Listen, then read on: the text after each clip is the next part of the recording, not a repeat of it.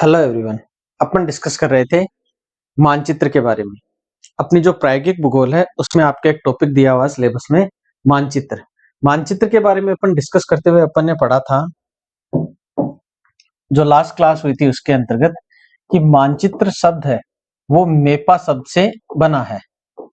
ये जो मेपा शब्द है वो एक लैटिन भाषा का शब्द है। सबसे पहले जो यूरोपियन लोगों ने मानचित्र बनाए थे, उन मानचित्रों को उन्होंने मेपा मुंडी नाम दिया था।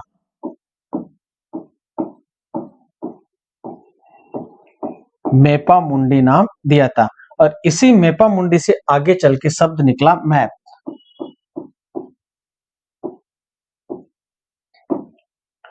ठीक है, इसके बाद में अपन ने बात की थी कि मापनी पे आधारित सबसे पहला जो मानचित्र है वो अनेक्सिमेंडर ने बनाया था। मापनी पर आधारित सबसे पहला मानचित्र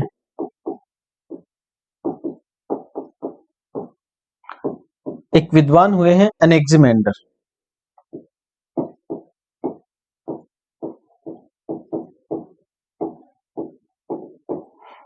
इन्होंने बनाया था। ठीक है, ये सारी बातें अपनी लास्ट क्लास में हुई थी। इसके बाद में अपन ने बात की थी कि मानचित्र हैं उनके प्रकारों की बात की थी। यानी मापनी के आधार पर जो मानचित्र हैं वो मुख्यतः दो भागों में विभाजित किए गए हैं। एक तो वृहद मापनी मानचित्र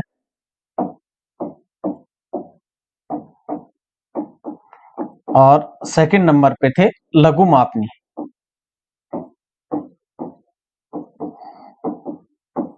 लास्ट क्लास में अपनी वृहद मापनी के बारे में ऑलमोस्ट बातें हो चुकी थी। तो आज के सेशन में अपन डिस्कस करेंगे लघु मापनी के आधार पर मानचित्रों का बारे में। हमारी ये जो क्लास रहने वाली है ये आने वाली जो कॉलेज लेक्चरर, स्कूल लेक्चरर और लैब असिस्टेंट ज्योग्राफी के लिए बहुत ही इंपॉर्टेंट रहने वाली है। तो इसीलिए आप हमारा टेलीग्राम जो ग्रुप है वो भी ज्वाइन कर सकते हैं, जो सीकर क्लासेस के नाम से है, या फिर आप हमारा यूट्यूब चैनल भी सब्सक्राइब कर सकते हैं और प्ले स्टोर पे जाके आप हमारा ऐप भी डाउनलोड कर सकते हैं। वहां से आपको ये जितने भी सारे जो लेक्चर पढ़ाए जा रहे हैं उन सब की पीडीएफ अवेलेबल हो जाएगी।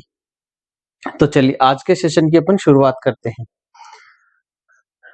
लघु मापनी पर जो मानचित्र है उनकी अगर अपन बात करें तो सबसे पहले लघु मापनी जो मानचित्र हैं उनको दो भागों में विभाजित किया गया है।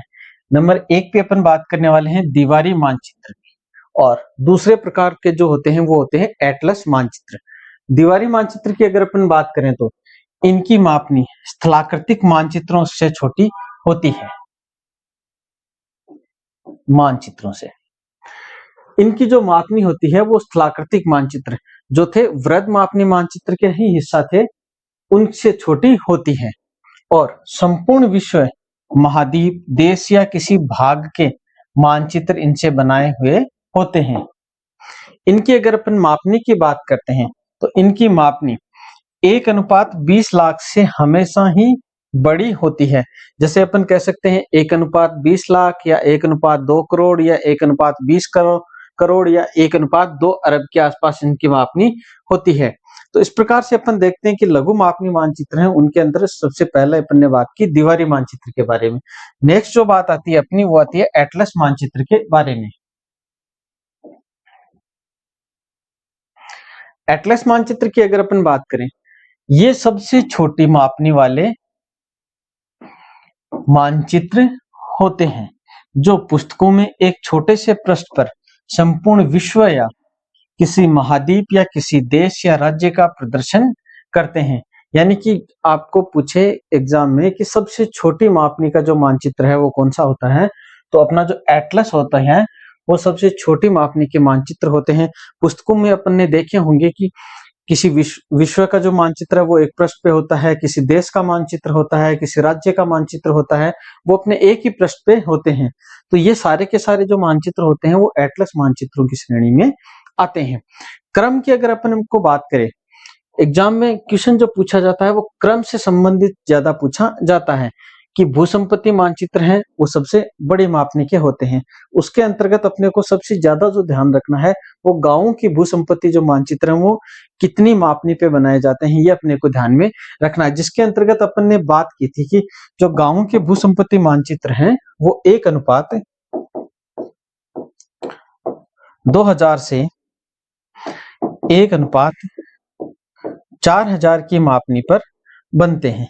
ये बात अपने को बहुत ज्यादा ध्यान में रखनी है, वेरी इंपॉर्टेंट बात है ये। भूसंपत्ति के बाद में आते हैं स्थलाकृतिक, फिर आते हैं दीवारी, और सबसे जो छोटे होते हैं वो एटलस मानचित्र होते हैं। सबसे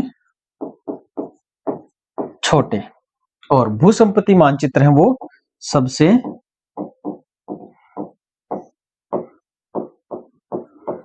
बड़े मानचित्र होते हैं। सबसे बड़ी जो मापनी है उसके मानचित्र होते हैं वो होते हैं भूसंपत्ति मानचित्र, और सबसे छोटी मापनी के मानचित्र होते हैं वो एटलस मानचित्र होते हैं। तो याद रखना अपने को क्रम भूसंपत्ति, स्थलाकृति, दीवारी और एटलस। भूसंपत्ति, स्थलाकृति, दीवारी और एटलस मानचित्र होते हैं।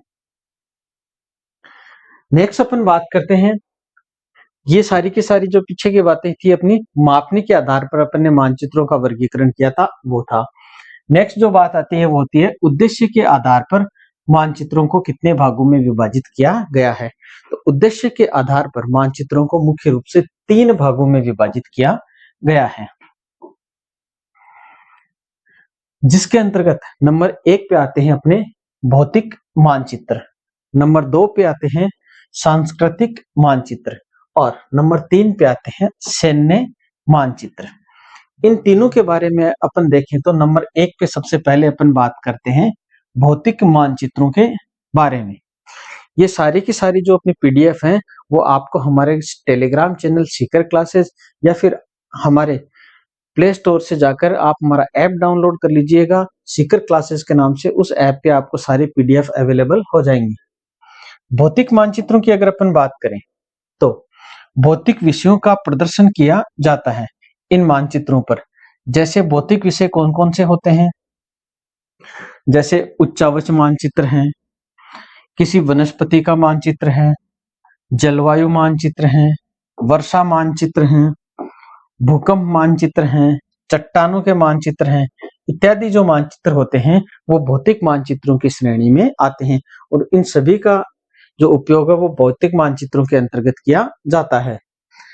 भौतिक जो मानचित्र हैं इनमें पर्वतों को भूरे रंग से और पठारों को पीले रंग से तथा मैदानी भागों को हरे रंग से और जलीय भागों को नीले रंग से दर्शाया जाता है। यानी कि जो भौतिक मानचित्र होते हैं इनके अंतर्गत अगर अपन रंगों की बात करें तो जो पर्वतीय भाग होते हैं उन पर्वतीय भागों को भूरे रंग से दर्शाया जाता है, जबकि पठारी जो भाग होते हैं इन पठारी भागों को पीले रंग से दर्शाया जाता है। मैदानी भाग होते हैं इन मैदानी भागों को हरे रंग से दर्शाया जाता है। जलीय भागों को नीले रंग से दर्शाया जाता है। तो इस प्रकार का जो कोई मानचित्र अपने को मिलता है तो वो भौतिक मानचित्र कहलाता है। बहुत ही इजी बातें हैं, 1-2 बार पढ़ोगे तो याद रह जाएंगे। नंबर 2 पे आते हैं सांस्कृतिक मानचित्र। भौतिक मानचित्रों के बाद में इनमें मानव से संबंधित विषयों का प्रदर्शन किया जाता है। मानव से संबंधित जो विषय होते हैं वो कौन से हैं, जैसे अपन बात करें राजनीतिक मानचित्र, जनसंख्या मानचित्र, धार्मिक मानचित्र, भाषाई मानचित्र, कृषि मानचित्र, औद्योगिक मानचित्र, परिवहन मानचित्र इत्यादि। इन सब का अध्ययन वो सांस्कृतिक मानचित्रों के अंतर्गत किया जाता है। लास्ट एग्जाम में क्वेश्चन पूछा गया था कि निम्न में से आपको ऑप्शन दिए गए और परिवहन के संसाधनों को कौन से मानचित्रों के अंतर्गत दर्शाया जाएगा, तो उसका सही आंसर था सांस्कृतिक मानचित्र। यहां से सीधा सीधा क्वेश्चन पूछा गया था। नंबर 3 पे अपन बात करते हैं उद्देश्य के आधार पर जो मानचित्र उनमें सैन्य मानचित्र। सैन्य मानचित्रों की अगर अपन बात करें तो इनमें भौगोलिक व कुछ सांस्कृतिक सूचनाओं का प्रदर्शन किया जाता है, यानी कि ऐसी सूचनाएं जो सैन्य अभियानों के काम में आती हो, उन सारी सूचनाओं का जो संकलन है वो सैन्य मानचित्रों के अंतर्गत किया जाता है। ये सारे के सारे जो मानचित्र हैं वो किसी सैन्य अभियान के दौरान काम में लिए जाते हैं। ठीक है, तो ये सारे के 3 जो मानचित्र अपन ने पढ़े वो उद्देश्य के आधार पे मानचित्र पढ़े। नंबर 1 पे भौतिक मानचित्र, नंबर 2 पे सांस्कृतिक मानचित्र और नंबर 3 पे सैन्य मानचित्र।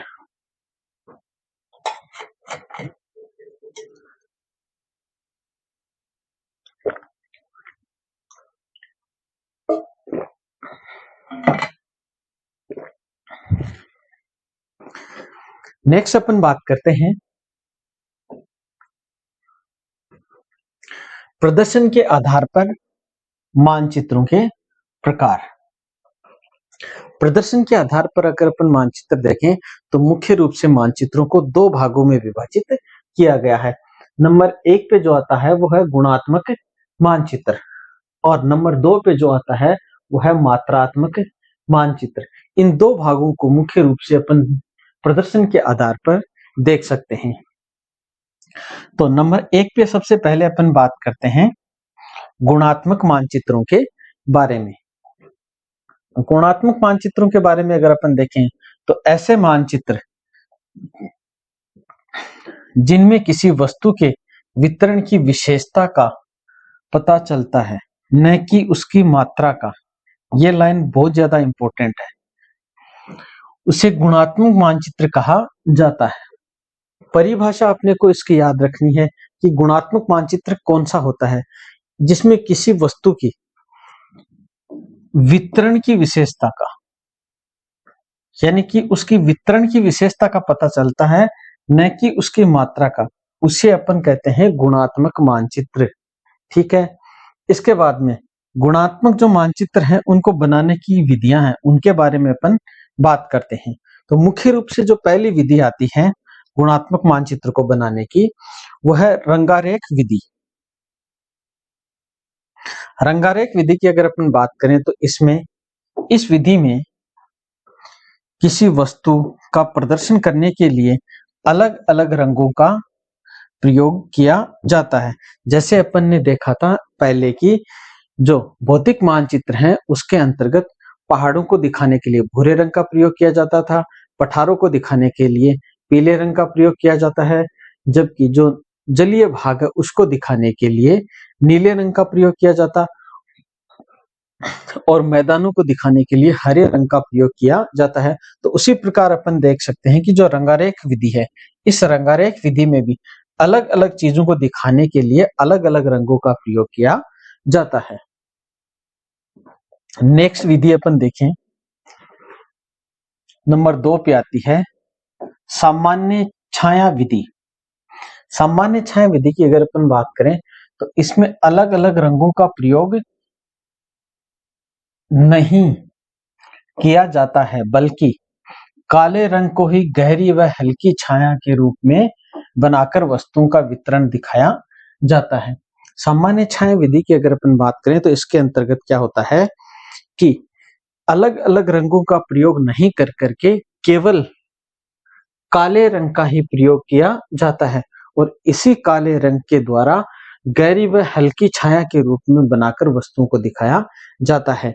अगर किसी जगह पे अधिक ऊंचा भाग है तो वहां पे क्या करेंगे, उसको गहरा काला कर देंगे, कम ऊंचा है तो उसको हल्का रख देंगे।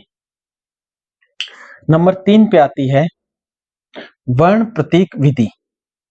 वर्ण प्रतीक विधि की अगर अपन बात करें तो इस विधि में वस्तुओं का वितरण कुछ प्रतीकों के माध्यम से दिखाया जाता है।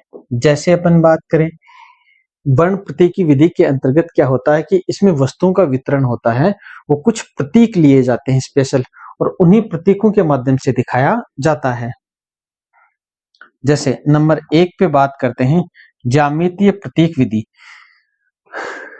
जो ज्यामितीय प्रतीक विधि होती है इसके अंतर्गत मुख्य रूप से क्या होता है कि किसी भी चीज के वितरण को दर्शाने के लिए या तो हम किसी आयत का उपयोग करते हैं, या किसी वर्त का उपयोग करते हैं, या फिर त्रिभुज का उपयोग करते हैं।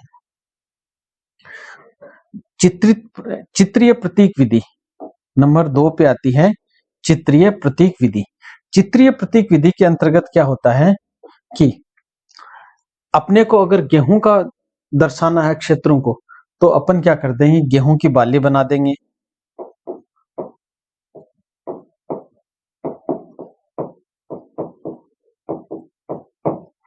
मक्का का दिखाना है तो मक्के का भुट्टा बना देंगे।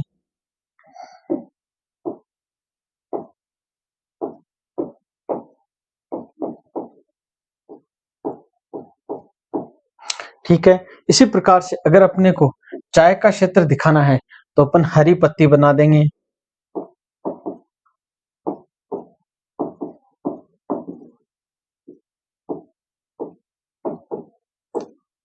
चाय क्षेत्र।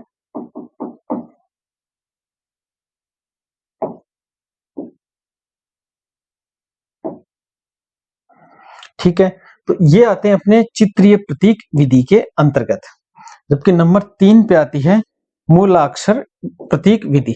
मूलाक्षर प्रतीक विधि के अंतर्गत क्या होता है, जैसे अपने को अगर गेहूं का वितरण दिखाना है तो अपन उसको W से दिखा देंगे। ठीक है, अगर मक्के का दिखाना है तो M से दिखा देंगे।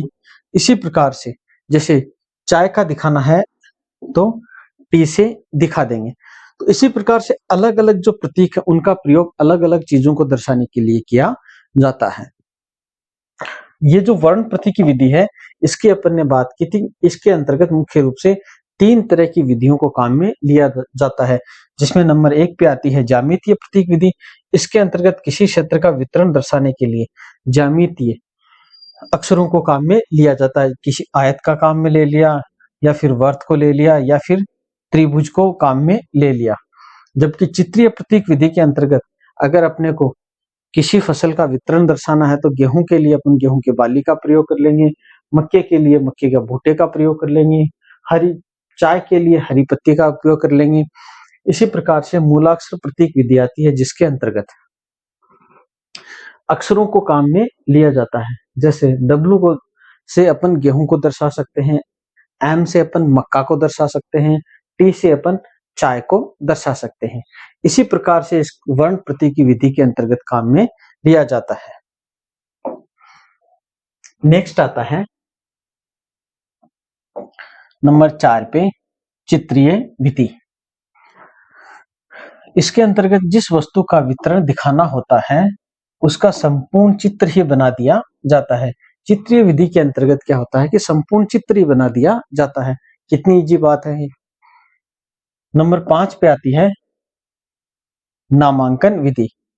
इसमें संबंधित वस्तु का पूरा नाम ही मानचित्र में लिख दिया जाता है। जैसे अपने को गेहूं क्षेत्र का दिखाना है तो उसके अंतर्गत वहां पे पूरे क्षेत्र के अंतर्गत बड़ा सा एक गेहूं नाम लिख देंगे। जैसे अपन देखते हैं कि भारत के अंतर्गत अपने को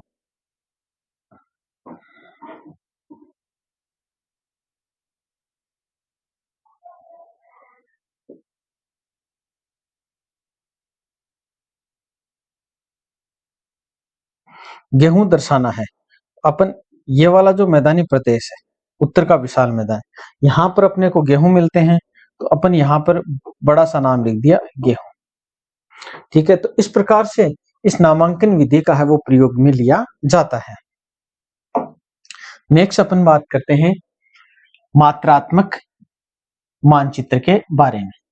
मात्रात्मक मानचित्र के बारे में अगर अपन बात करें तो इन मानचित्रों में किसी वस्तु की मात्रा या संख्या का पता लगता है। इनके अंतर्गत किसका लगता है, अपने को मात्रा या संख्या का पता लगता है। नाम से पता चल रहा है मात्रात्मक मानचित्र है। इनमें मात्रात्मक मानचित्र बनाने की मुख्य विधियां निम्न है। इसमें से पहली जो विधि आती है वो आती है सममान रेखा विधि। क्वेश्चन होते हैं वो इस जगह से भी पूछे जाते हैं। सममान रेखा विधि, इसके अंतर्गत अगर अपन बात करें तो मानचित्रों में किसी वस्तु या विशेषता के एक समान मानों को प्रदर्शित करने वाली रेखाओं को सममान रेखाएं कहते हैं। जैसे एक समान तापमान वाले स्थानों को मिलाने वाली रेखाएं समताप रेखाएं कहलाती हैं। यानी कि समान तापमान वाले स्थानों को मिलाते हुए जो रेखाएं खींची जाती हैं, उन रेखाओं को समताप रेखाओं के नाम से जाना जाता है। और इन समताप रेखाओं का अपन समान रेखा विधि से ही निर्धारण करेंगे, जो मात्रात्मक मानचित्र के अंतर्गत आती हैं। यानी कि मानचित्रों में किसी वस्तु या विशेषता के एक समान मानों को प्रदर्शित करने वाली रेखाओं को समान रेखाएं कहते हैं। यहाँ पर भी वही बात है कि समान तापमान वाले स्थानों को मिलाते हुए जो रेखाएं खींची जाती हैं, उन रेखाओं को समताप रेखाओं के नाम से जाना जाता है। नेक्स्ट, इसके बाद में नंबर 2 पे जो बात आती है वो है वर्णमात्री मानचित्र। ये देखने में गुणात्मक मानचित्रों की रंगारेख विधि के समान ही लगता है, परंतु इसमें प्रयुक्त किए गए विभिन्न रंग केवल वस्तु की विशेषता की पहचान नहीं करवाते, बल्कि उनकी मात्रा का ज्ञान भी करवाते हैं। जैसे वर्षा वितरण मानचित्र। वर्षा वितरण मानचित्र के अंतर्गत अपन क्या देखते हैं कि यहाँ पर केवल विभिन्न रंग उसकी विशेषता ही नहीं दर्शा रहे वर्षा वितरण मानचित्रों के अंतर्गत, यानी वर्षा की कुल मात्रा को भी यहाँ पे दर्शा रहे हैं। तो ये सारे आते हैं वर्णमात्री मानचित्र के अंतर्गत। नंबर 3 पे आती है बिंदु विधि।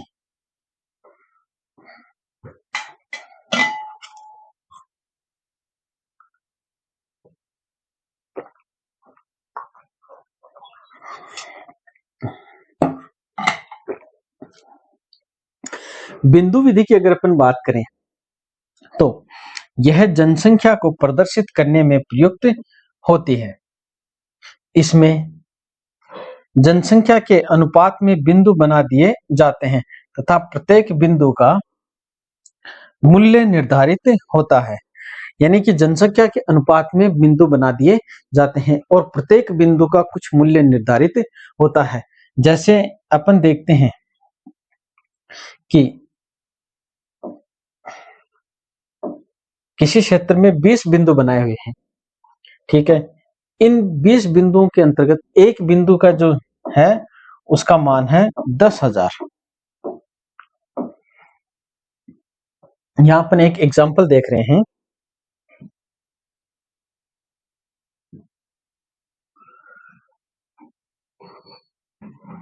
जिसके अंतर्गत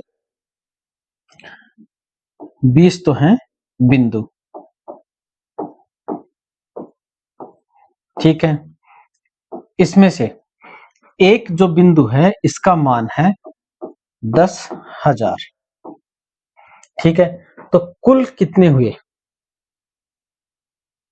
एक बिंदु का मान 10,000 है, तो अपन देखते हैं कि यहां पर जो 20 बिंदु हैं उनका मान हो गया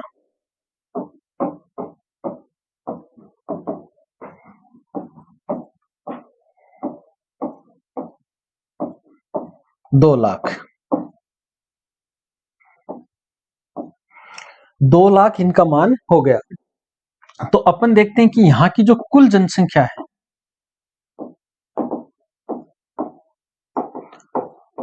कुल जनसंख्या वो है 2 लाख, क्योंकि एक बिंदु अपने को क्या बता रहा है, 10,000 जनसंख्या है, तो 20 बिंदु हुए तो 20 को अपन गुणा करेंगे 10,000 से, तो 2 लाख आते हैं। तो अपन कह सकते हैं कि यहाँ पर 2 लाख की जनसंख्या निवास करती है।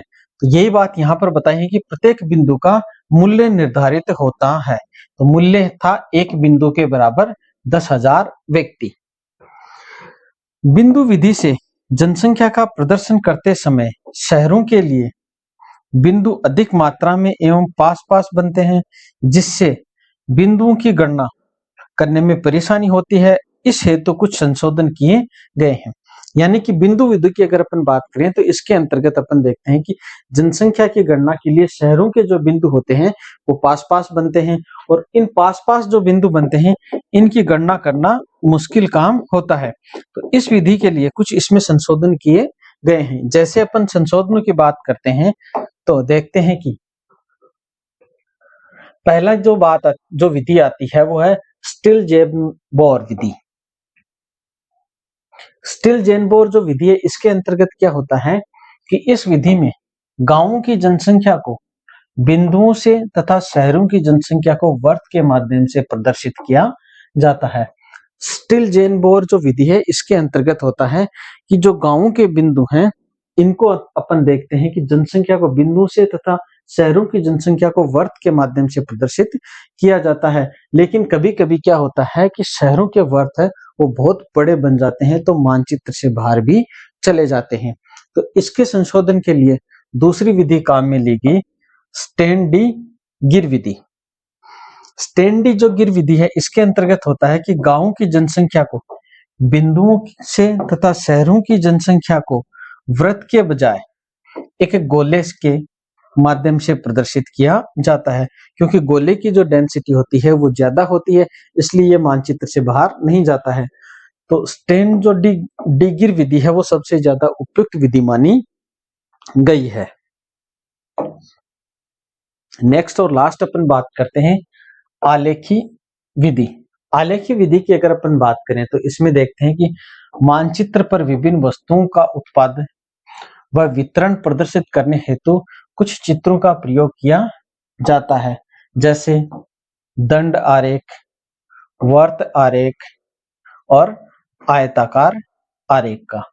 यानी आलेखी विधि के अंतर्गत अपन देखते हैं कि मानचित्र पर कुछ वस्तुओं का प्रदर्शन करने के लिए कुछ चित्रों का प्रदर्शन किया जाता है या कुछ डायग्राम से उनको काम में लिया जाता है। जैसे दंड आरेख है, अपन देखते हैं इस प्रकार से।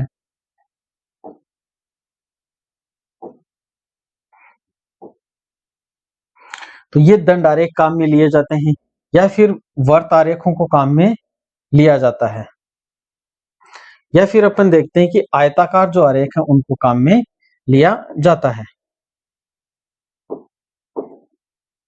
इस प्रकार से अपन देखते हैं कि मानचित्र में वस्तुओं का प्रदर्शन करने के लिए चित्रों का प्रयोग किया जाता है।